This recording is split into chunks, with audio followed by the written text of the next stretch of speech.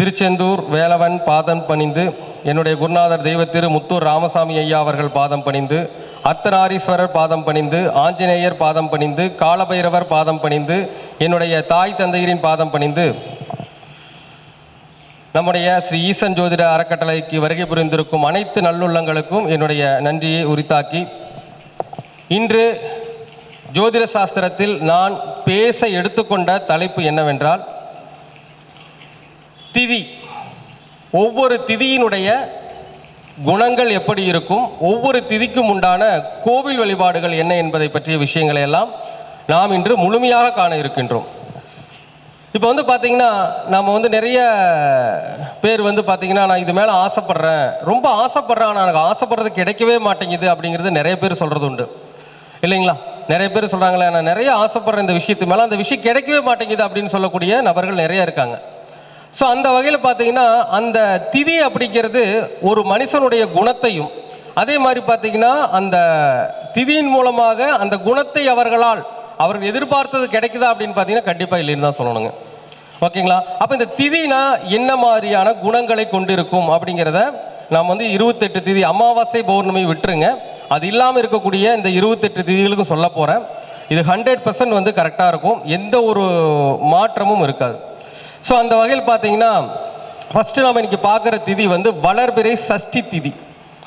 So இந்த வளர்பிறை சஷ்டி திதியில் பிறந்தவங்களோட லைஃப் எடுத்து பாருங்க, அவங்கள மாதிரி கடினமான உழைப்பாளிகள் யாரும் இருக்க மாட்டாங்க. ரொம்ப கடினமாக உழைப்பாங்க, ஆனால் பாருங்க உழைப்புக்கேற்ற பலன் மட்டும் கிடைக்காது. சொல்லுவாங்க இல்லைங்களா, மாடு மாற உழைக்கிறேன் ஆனால் பலனே இல்லைங்கிற ஒரு நிலைமையை இந்த வளர்பிறை சஷ்டி திதியில் பிறந்தவர்கள் அனுபவித்துக் கொண்டிருப்பார்கள். சத்தியம். அப்போ இந்த வளர்பிறை சஷ்டி திதியில் பிறந்தவங்களுக்கு என்ன மாதிரி பரிகாரங்கள் செய்தால் நாம் அதிலிருந்து விடுபட முடியும், அதற்கான கோவில் என்ன அப்படின்னு பார்க்கும் பொழுதுங்க, இந்த வளர்பிறை சஷ்டி திதியில் பிறந்தவங்க ஒன்றுமே வேண்டாங்க. நீங்கள் செயல்களுக்கு ஒரு வெற்றி கிடைக்கணும் அப்படின்னா நீங்கள் ரெகுலராக தேய்பிறை சஷ்டி திதியில் திருச்செந்தூர் முருகன் கோயிலுக்கு போயிட்டு வாங்க. 100% உங்களுக்கான அருமையான ரிசல்ட் அப்படிங்கிறது கிடைக்கும். ஸோ இதை செஞ்சு பாருங்க, வாழ்க்கையில் அடுத்தடுத்த நிலைக்கு நீங்கள் முன்னேறுவீங்க. ஓகேங்களா? ஸோ அடுத்தபடியாக பார்த்தீங்கன்னா, யாரெல்லாம் வளர்பிறை திரையோதசி திதியில் பிறந்திருக்கிறார்களோ, அதே மாதிரி பார்த்தீங்கன்னா யாரெல்லாம் வளர்பிறை சதுர்த்தி திதியில் பிறந்திருக்காங்களோ, இவங்களோட லைஃப் எடுத்து பாருங்க. ஒன்று குடும்ப வாழ்க்கை, அல்லது வருமானம் சார்ந்த விஷயங்கள், அல்லது கண்கள், அல்லது பற்கள், இந்த 4 விஷயங்கள்ல ஒரு பாதிப்பு இருக்கும். ஒன்று குடும்பம் அமையாமல் இருக்கும், அல்லது குடும்பம் அமைஞ்சாலும் குடும்பத்தில் சந்தோஷம் இல்லாமல் இருப்பாங்க. ஒரு சில பேருக்கு சரியான வருமானமே வராது. அப்படி வருமானமே வந்தால் கூட பார்த்தீங்கன்னா கையில் காசு தங்காது. இந்த மாதிரி விஷயங்கள்லாம் கண்டிப்பாக இந்த வளர்பிறை சதுர்த்தி, வளர்பிறை திரையோதசி திதியில் பிறந்தவங்களுக்கு இருக்கும். எனக்கு இது ஒன்றுமே இல்லை அப்படிம்பாங்க, ஆனால் கண்ணில் பிரச்சனை வந்திருக்கும். அதுவும் தாண்டி ஒரு சில பேர் என்ன பண்ணுவாங்க, அதுவும் இல்லைம்பாங்க, பல்லில் பிரச்சனை வந்திருக்கு. இல்லைங்க சார், அப்படி நீங்கள் சொன்ன 4மே இல்லைன்னாலும் கூட 2ஆம் இடம் சாப்பிட்ற இடம், சாப்பாட்டில் பிரச்சனை என்ன ஆகும்னா அவங்களுக்கு சுகர் வியாதி வந்திருக்கும். அப்போ இந்த 5 விஷயங்களில் ஒரு விஷயம் கண்டிப்பாக இந்த வளர்பிறை சதுர்த்தியில் பிறந்தவங்களுக்கு இருக்கும். நீங்கள் வேணால் செக் பண்ணி பார்த்துக்கோங்க. ஓகேங்களா? அப்போ இந்த வளர்பிறை சதுர்த்தி திதி அப்படிங்கிறது, வளர்பிறை திரையோதசி திதிங்கிறது குடும்பம், வருமானம், அல்லது கண்கள், பற்கள், அல்லது சாப்பாடு விஷயங்களில் ஏற்படக்கூடிய நோய்கள் இதையெல்லாம் சுட்டி காட்டும். அப்போ இந்த விஷயத்தில் திருப்தி இல்லாமல் இருப்பாங்க. நல்லா சம்பாதிக்கணும்னு ஆசைப்படுவாங்க, சம்பாதிக்க முடியாது, வருமானம் வராது, வருமானம் வந்தாலும் கையில் தங்காது, இந்த மாதிரி பிரச்சனை இருக்கும். குடும்ப வாழ்க்கை அமையாது, குடும்ப வாழ்க்கை அமைஞ்சாலும் குடும்ப வாழ்க்கையில் திருப்தி இருக்காது. இது 2மே இல்லைன்னா கண்ணு பிரச்சனை அல்லது பல்லு பிரச்சனை, அதுவுமே இல்லைன்னா சுகர் ப்ராப்ளம். இது ஏதாவது ஒன்று இந்த வளர்பிறை சதுர்த்தி திதியில் பிறந்தவர்களுக்கு நிச்சயமாக இருக்கும். அப்போ நான் உங்களுக்கு என்ன பண்ணலாம், இந்த வளர்பிறை சதுர்த்தி திதியில் பிறந்தவங்க என்ன பண்ணுனா இதற்கான தோஷங்கள் விலகும் அப்படின்னு பார்த்தீங்கன்னா ஒன்றும் கிடையாதுங்க. தேய்பிறை சதுர்த்தி திதி வருது இல்லைங்களா, அந்த தேய்பிறை சதுர்த்தி திதியில் எங்கே போயிட்டு வரணும்னா பிள்ளையார்பட்டி விநாயகர் பெருமான் கோயிலுக்கு போயிட்டு வரணும். அப்போ இதெல்லாம் நீங்கள் கரெக்டாக ஃபாலோ பண்ணீங்கன்னா உங்களுடைய எண்ணங்கள் எதுவோ, உங்களுடைய குணம் எதுவோ அதை நோக்கி நீங்கள் பயணிக்க ஆரம்பிச்சிருவீங்க. கண்டிப்பாக நீங்கள் பயணிப்பீங்க. ஏன்னா இவங்க தான் வருமானம் நிறைய சம்பாதிக்கணும்னு ஆசைப்படுவாங்க, முடியாது. நல்ல குடும்பம் அமைஞ்சுன்னு நினைச்சிருப்பாங்க, ஆனால் அதுக்கேற்ற மாதிரி அமையாமல் போகும். இந்த மாதிரி பல பிரச்சனைகள் இந்த திதிகளுக்கு இருக்கும். சரிங்களா? அப்போ இவங்க என்ன பண்ணலாம், வளர்பிறை சதுர்த்தியில் பிறந்தவங்க தேய்பிறை சதுர்த்தியில் பிள்ளையார்பட்டி விநாயகர் பெருமான் கோயில் போயிட்டு வரலாம். அதே மாதிரி வளர்பிறை திரையோதசி திதியில் பிறந்தவங்க தேய்பிறை திரையோதசி திதியில் திருக்கண்டியூர் பிரம்மா கோயிலுக்கு போயிட்டு வரலாம். ஸோ இதெல்லாம் பண்ணும்போது ஆட்டோமேட்டிக்காக அந்த பலன்கள் நல்லபடியாக நடக்க தோணும். சரிங்களா? நன்றி. அடுத்து பாருங்க, யாரெல்லாம் வளர்பிறை அஷ்டமி திதி, நல்லா பார்த்துக்கோங்க, யாரெல்லாம் வளர்பிறை அஷ்டமி திதி, அதே மாதிரி யாரெல்லாம் வளர்பிறை பஞ்சமி திதி, வளர்பிறை அஷ்டமி, வளர்பிறை பஞ்சமி, அடுத்து பார்த்தீங்கன்னா வளர்பிறை சதுர்த்ததசி. நீங்கள் செக் பண்ணி பார்த்துக்கோங்க, வளர்பிறை பஞ்சமி, வளர்பிறை அஷ்டமி, அதே மாதிரி பார்த்தீங்கன்னா வளர்பிறை சதுர்த்த தசி திதி. இந்த 3 திதியில் பிறந்தவங்க லைஃப் எடுத்து பாருங்க. நீங்கள் ஆராய்ச்சிக்கு வந்திருப்பீங்க, கேட்டுக்கோங்க. இந்த 3 திதியில் பிறந்தவங்களுக்கு பார்த்தீங்கன்னா வாழ்க்கையில் அவங்கள மாதிரி முயற்சி இருக்கிறவங்க யாருமே இருக்க மாட்டாங்க.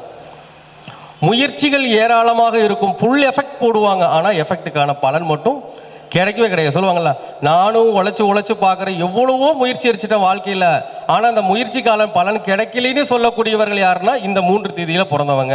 அதே மாதிரி பார்த்தீங்கன்னா சில பேருக்குங்க படித்த படிப்பு ஒன்றா இருக்கும், பார்க்குற வேலை ஒன்றா இருக்கும், அப்படி இருக்கும். ஒரு சில பேர் படித்த வேலை அதான் படித்த படிப்புக்கான வேலையை தான் பார்ப்பாங்க, ஆனால் அந்த வேலையில் போதிய சம்பளம் இருக்காது, முயற்சிக்கான பலன் இல்லை, அப்படிங்கிற நிறைய விஷயங்கள் இந்த திதியில் தான் இருக்குது. அப்போ பார்த்தீங்கன்னா அவங்க தான் ஆசைப்படுவாங்க, வாழ்க்கையில் எல்லாத்துக்குமே முயற்சி பண்ணுவாங்க. அவங்க குணமே பார்த்தீங்கன்னா எல்லாத்துக்குமே முயற்சி பண்ணுறதா இருக்கும். ஆனால் வந்து பாருங்கள், அவங்களுக்கு எதிர்பார்த்த பலன் அப்படிங்கிறது கிடைக்கவே கிடைக்காது. இப்போ 10th 12th வந்து ஃபஸ்ட் ரேங்க் எடுத்திருப்பாங்க, ஆனால் வேலை சரியான வேலை இருக்கும், சில பேருக்கு வேலையே இல்லாமல் கூட இருக்கும். படித்த படிப்புக்கு உண்டான வேறு டிபார்ட்மெண்ட்டில் பார்ப்பாங்க, பார்த்தாலும் பலன் இல்லை, பண வரவு அந்த அளவுக்கு இருக்காது. அப்போ இதற்கெல்லாம் என்ன பரிகாரம்னா, இந்த 3 திதியில் பிறந்தவங்க போக வேண்டிய கோவில் என்ன அப்படின்னு பார்த்தீங்கன்னா, முதல்ல வளர்பிறை அஷ்டமி திதியில் பிறந்தவங்க தேய்பிறை அஷ்டமி திதியில் தேவூர் தேவபுரீஸ்வரர் கோவில் இருக்கின்ற அந்த சிவனை போய் கும்பிட்டீங்கன்னா 100% வந்து உங்களுக்கு பலன் கிடைக்கும். இது வந்து வளர்பிறை அஷ்டமி திதியில் பிறந்தவங்க பண்ண வேண்டியது.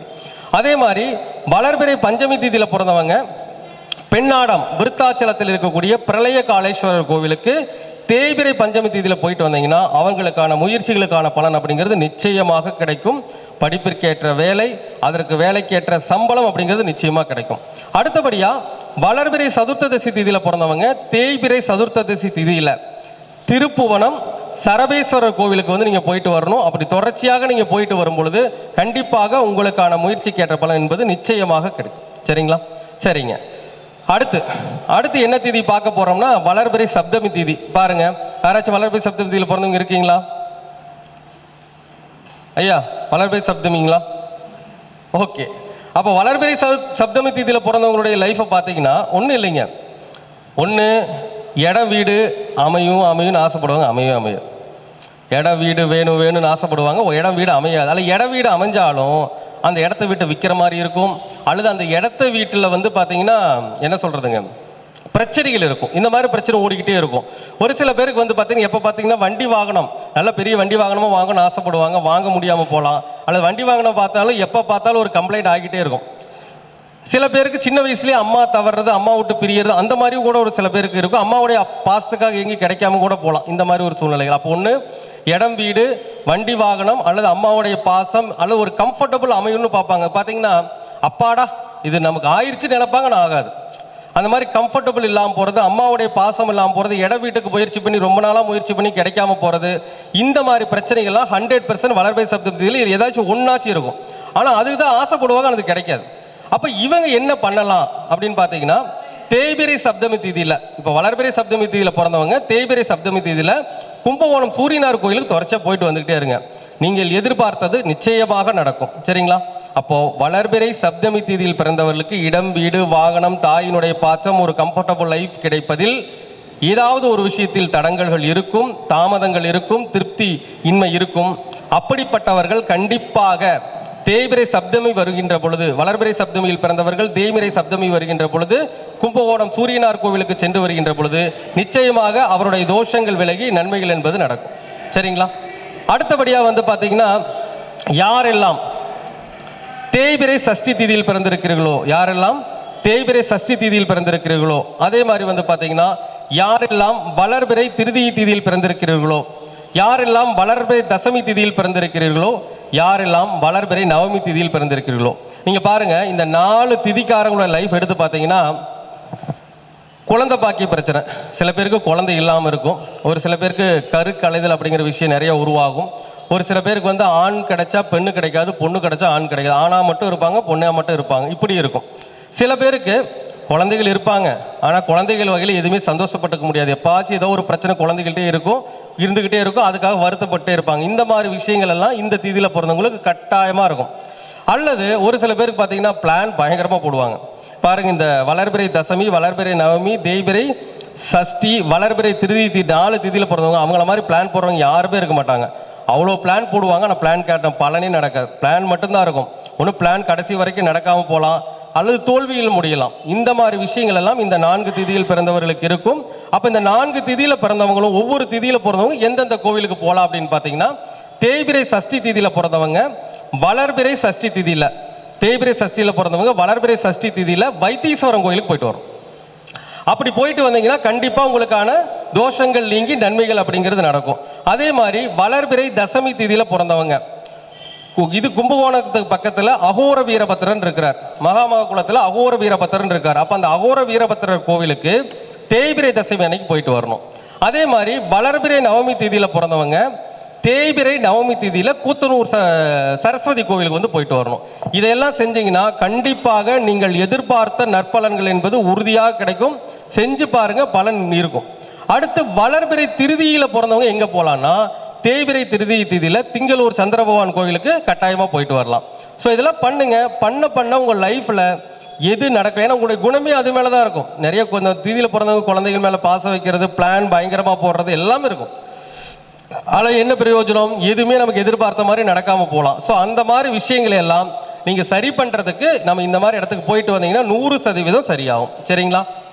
அடுத்தபடியாக பார்த்தீங்கன்னா, யாரெல்லாம் தேய்பிரை பஞ்சமி திதியில் பிறந்திருக்கிறீர்களோ, யாரெல்லாம் தேய்பிரை பஞ்சமி திதியில் பிறந்திருக்கிறீங்களோ, அதே மாதிரி யாரெல்லாம் தேய்பிரை அஷ்டமி திதியில் பிறந்திருக்கீங்களோ, அதே மாதிரி யாரெல்லாம் வளர்பிறை சதுர்த்ததசி திதியில் பிறந்திருக்கீங்களோ, இவங்க 3 பேர் பாருங்க சார், வாழ்க்கையில் இவங்களை மாதிரி கடினமான உழைப்பாளிகள் யாருமே இருக்க மாட்டாங்க.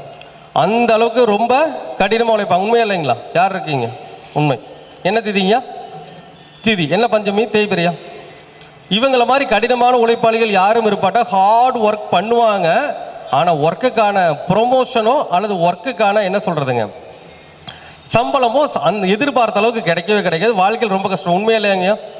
அந்த மாதிரி இருக்கும். ஒரு சில பேருக்கு பார்த்தீங்கன்னா தொழில் பண்ணுவாங்க, வேலையாட்கள் சரியா அமைய மாட்டாங்க. ஸோ இந்த மாதிரி 3 கேட்டகரி, இந்த தேய்பிரை அஷ்டமி, தேய்பிரை பஞ்சமி, அதே மாதிரி வந்து பார்த்தீங்கன்னா வளர்பிறை சதுர்த்ததசி. அப்போ இவங்களுக்கு என்ன கோவில், எந்த கோவிலுக்கு போனால் இவங்களுக்கான பலன் நடக்கும் அப்படின்னு பார்த்தீங்கன்னா ஒன்றும் இல்லைங்க. தேய்பிரை அஷ்டமியில் பிறந்தவங்க வளர்பிறை அஷ்டமி திதியில் எங்கே போகணும்னா ஸ்ரீரங்கம் போய் ஸ்ரீரங்கம் தாயாரை பார்க்கணும். சரிங்களா? இதை செய்யணும். அடுத்தபடியாக யாரெல்லாம் தேய்பிரை பஞ்சமியில் பிறந்திருக்காங்களோ அவங்க வளர்பிறை பஞ்சமியில் ஆலங்குடி குரு பகவான் கோயிலுக்கு போயிட்டு வரணும். அடுத்து யாரெல்லாம் வளர்பிறை சதுர்த்ததசியில் பிறந்திருக்காங்களோ அவங்கெல்லாம் தேய்பிரை சதுர்த்ததசியில் திருப்புவனம் சரபேஸ்வரர் கோயிலுக்கு போயிட்டு வரணும். ஸோ இதை கரெக்டாக செஞ்சீங்கன்னா போதும், ஆட்டோமேட்டிக்காக வந்து உங்களுக்கான நற்பலன்கள் என்பது உறுதியாக கிடைக்கும். இந்த சத்தியம் பல ஜாதகங்களை ஆய்வு பண்ணி கிடைச்ச விஷயம் இதுதான். சரிங்களா? தண்ணி கொடுங்க.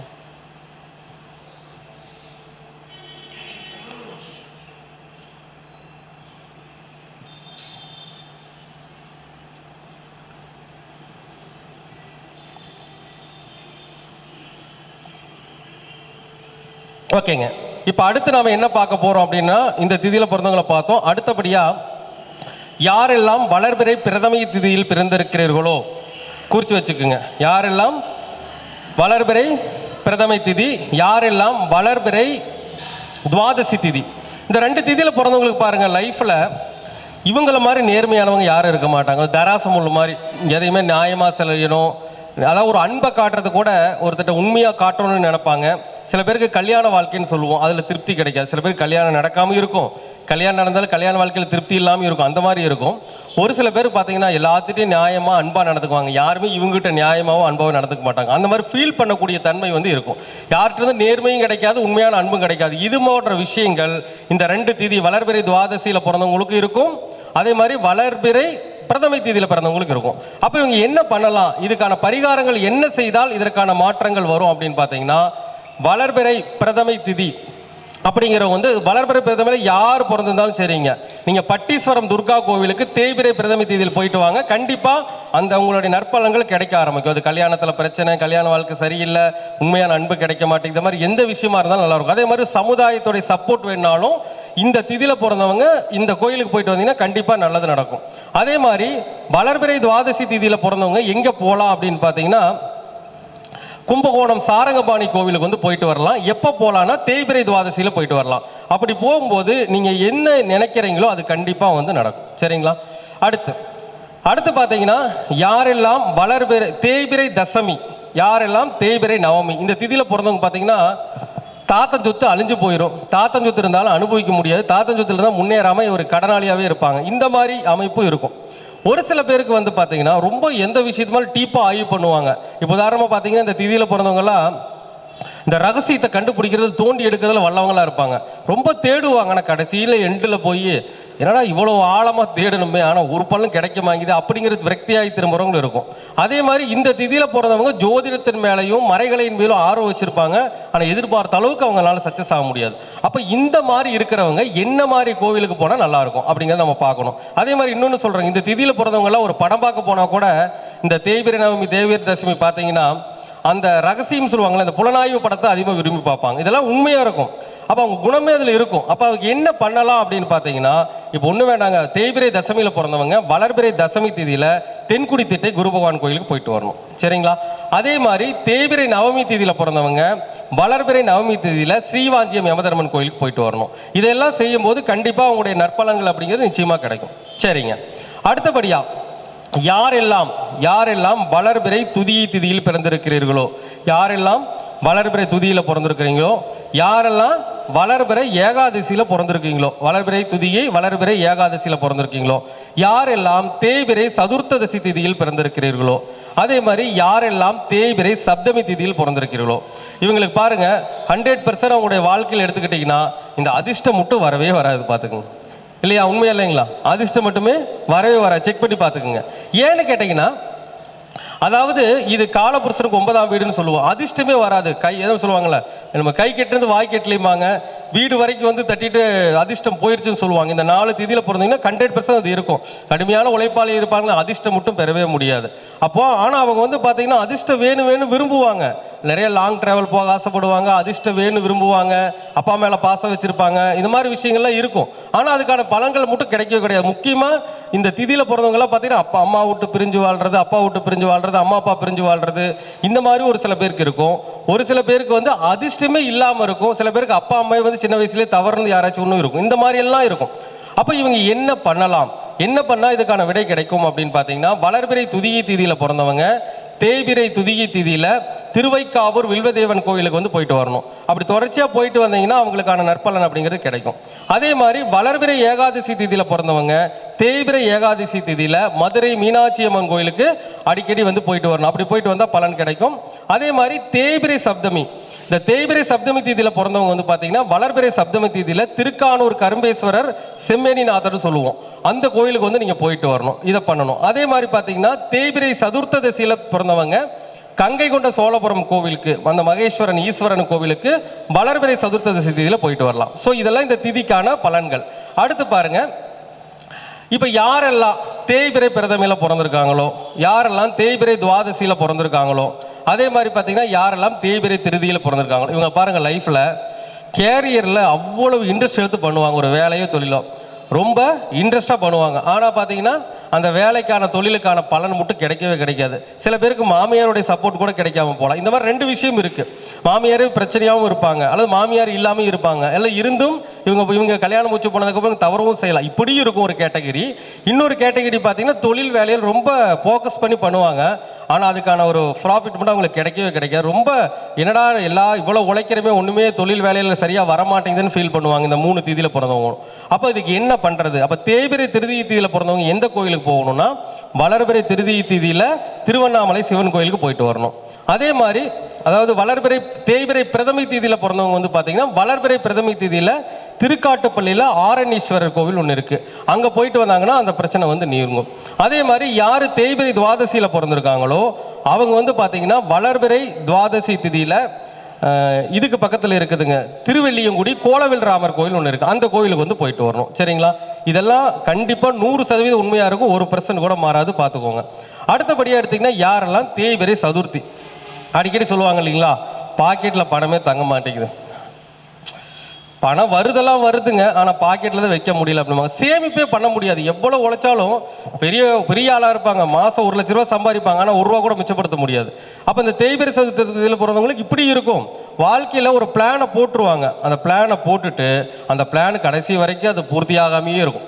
அப்போ போட்ட திட்டங்களை நிறைவேற்ற முடியாமல் இயங்குபவர்கள், ஆனால் பிளான் போடுவாங்க, அதுக்கான விடை கிடைக்காது. லாபம் நிறையா வேணும்னு எதிர்பார்ப்பாங்க, கிடைக்காது. எவ்வளோ சம்பாதிச்சாலும் லாபம் நிற்கவே நிற்காது. அப்போ இந்த மாதிரி அமைப்பில் இருப்பவர்களுக்கு எந்த கோவிலுக்கு போனால் சரியாகும் அப்படின்னு பார்த்தீங்கன்னா, அவங்க வளர்பிறை சதுர்த்தி திதியில் கஞ்சனூர் சுக்கிர பகவான் கோயிலுக்கு போயிட்டு வரணும். அப்படி போனாங்கன்னா கண்டிப்பாக பூரணமான யோகம் அப்படிங்கிறது கிடைக்கும். சரிங்களா? அடுத்து வந்து பார்த்தீங்கன்னா, யாரெல்லாம் தேய்பிறை துதியை திதியில் பிறந்திருக்கிறீர்களோ, யாரெல்லாம் தேய்பிறை ஏகாதசி திதியில் பிறந்திருக்கிறீர்களோ, யாரெல்லாம் தேய்பிறை சதுர்த்ததிசி திதியில் பிறந்திருக்கீங்களோ, இவங்கெல்லாம் நீங்கள் செக் பண்ணி பார்த்துக்குங்க. தேய்பிறை துதியை திதி, தேய்பிறை ஏகாதசி திதி, தேய்பிறை சதுர்த்ததிசி திதி, இவங்க வந்து பார்த்தீங்கன்னா லைஃப்பில் அந்த மனுஷனுக்கு ஒன்று தூக்கம் வந்து சரியாக இருக்காது. சில பேர் நல்லா தூங்குன்னு ஆசைப்படுவாங்க, சரியான நேரத்துக்கு தூங்க முடியாது. அதே மாதிரி ஒரு சில பேருக்கு பார்த்தீங்கன்னா வெளிநாட்டு பயணம் போகணும், வெளிநாட்டில் போய் ஜெயிக்கணும்னு போவாங்க. ஆனால் அங்கே போயும் கூட அந்த அளவுக்கு வெளிநாட்டில் தான் இருப்பாங்க, ஆனால் பெரிய அளவுக்கு வெற்றி கிடையாது, இருக்காது. அதே மாதிரி வந்து பார்த்தீங்கன்னா தாம்பத்திய சுகம் அப்படிங்கிறது சரியான முறையில் இல்லாமல் போகும். இந்த மாதிரி பிரச்சனை இருக்கும். வாழ்க்கையில் ஒரு கம்ஃபர்டபுள் அப்படிங்கிறது இல்லாமல் இருக்கும். சரிங்களா? இந்த மாதிரி பிரச்சனைகள்லாம் உங்களுக்கு இருக்கும். அதே மாதிரி உதாரணமாக உங்களுக்கு சுவாரஸ்யமாக சொல்லணும், ஒரு செருப்பு கடைக்கு போவாங்க, செருப்பு போடுறது ஆசைப்படுவாங்க. ஆனால் போய் செருப்பு கடை எதிர்பார்த்த செருப்பு கடை, அந்த செருப்பு கடையில் செருப்பு இருக்காது. இந்த மாதிரி பிரச்சனையெல்லாம் பார்த்தீங்கன்னா இந்த திதியில் பிறந்த 3 திதியில் பிறந்தவங்களுக்கு நிச்சயமாக இருக்கும். இதெல்லாம் செக் பண்ணி பார்த்தீங்கன்னா சுவாரஸ்யமாக இருக்கும். அப்போ அவங்களுக்கு ஒரு கம்ஃபர்டபுளே கிடைக்காத ஒரு சூழ்நிலை வரும் வாழ்க்கையில். அப்போ இதுக்கு என்ன பண்ணணும், என்ன மாதிரி பரிகாரங்களை செய்தால் அவங்க சரி பண்ண முடியும், எந்த கோயிலுக்கு போகணும் அப்படின்னு பார்த்தீங்கன்னா, யாரெல்லாம் தேய்பிறை துதியை திதியில் பிறந்திருக்கிறீர்களோ அவங்கெல்லாம் வந்து வளர்பிறை துதியை திதியில் எங்கே போகணும்னா காளகஸ்தி சிவன் கோயிலுக்கு அடிக்கடி போயிட்டு வரணும். அதே மாதிரி யாரெல்லாம் தேய்பிறை சதுர்த்ததிசியில் பிறந்திருக்கீங்களோ அவங்கெல்லாம் வளர்பிறை சதுர்த்ததிசி திதியில் கங்கை கொண்ட சோழபுரம் மகேஸ்வரன் கோயிலுக்கு போயிட்டு வரணும். அதே மாதிரி யாரெல்லாம் தேய்பிறை ஏகாதசி திதியில் பிறந்திருக்கீங்களோ அவங்கெல்லாம் வளர்பிறை ஏகாதசி திதியில் திருநள்ளாறு சனீஸ்வரன் கோயிலுக்கு போயிட்டு வரணும். சரிங்களா? அப்போ நான் இப்போ சொன்ன விஷயங்கள் திதிக்கான விருப்பம், திதிங்கிறது உங்களுடைய விருப்பங்க சார். அப்போ நீங்கள் பாருங்கள், இந்த திதியில் பிறந்தவங்களுக்கு இந்த மாதிரி விருப்பம் இருக்கும். ஆனால் அந்த சூன்யமாக இருக்கும், இருட்டாக இருக்கும், அவங்களால ஜெயிக்க முடியாது. ஆனால் ஒரு சில பேர் ஜெயிப்பாங்க. யார் ஜெயிப்பாங்கன்னு பார்த்தீங்கன்னா, இந்த திதி சூனிய ராசியில் ராகு கேதுக்கள் போய் உட்காந்துருச்சுன்னு வச்சுக்கோங்க, ஒரு 50% பிரச்சனை கிளியர் ஆகிடும். இப்போ நம்ம சொன்ன ராசிகளில் இந்த திதி சூனிய ராசியில் போய் இந்த ராகு கேதுக்கள் உட்காந்துருச்சுன்னா 100% வந்து ஒரு 50%, 100% ஒரு 50% பிரச்சனை கிளியர் ஆகிடும். அதே திதி சூனிய ராசியில் நல்லா புரிஞ்சுக்கோங்க, திதி சூனிய ராசியில் இருக்கின்ற ராகு கேதுக்கள் திசைக்கு வருகின்ற பொழுது அவங்களுக்கு யோகத்தை அதிகமாக கொடுக்கும். ஏன்னா சூன்யத்தில் வந்து ஒரு நெகட்டிவ் கிரகம் போகும்போது வந்து பார்த்தீங்கன்னா மைனஸ் இன்ட்டு மைனஸ் ப்ளஸ்ன்னு ஆகும். அப்போ ராகு கேதுக்கள் யாருக்கெல்லாம் திதி சூன்ய ராசியில் இருக்கிறதோ அதனுடைய திசை வருகின்ற பொழுது, ராகு திசை கேது திசை வருகின்ற பொழுது கண்டிப்பாக அவருடைய வாழ்வில் அந்த திசையில் ஒரு முன்னேற்றத்தை அடைவாங்க. இல்லை அடுத்த திசை தொடங்குற போதுனாச்சு இந்த திசை ஒரு ஃபேஸ்மெண்ட்டை வந்து கொடுத்துட்டு போகும். சரிங்களா? இந்த மாதிரி விஷயங்கள்லாம் வந்து பார்த்தீங்கன்னா 100% இருக்கும். ஸோ இந்த திதியில் பிறந்தவங்களுடைய விஷயங்கள் எல்லாமே உங்களுக்கு தெரிஞ்சிருக்குன்னு நினைக்கிறேன். அப்போ திதியை பற்றிய குணம், அந்த குணத்து மேலே அவங்களுக்கு ஆர்வம் இருக்குது, ஆனால் நடக்காமல் இருக்குது. கோவிலுக்கு போனால் கண்டிப்பாக நடக்க ஆரம்பிச்சிடும். அதே மாதிரி திதிக்கான வாழ்வியல் பரிகாரங்கள் ஒன்று இருக்குதுங்க, அதை நம்ம வந்து அடுத்து வரக்கூடிய கருத்தரங்களில் வந்து நம்ம பார்க்கலாம். சரிங்களா? அனைவருக்கும் நன்றி, வணக்கம், வாழ்க வளமுடன்.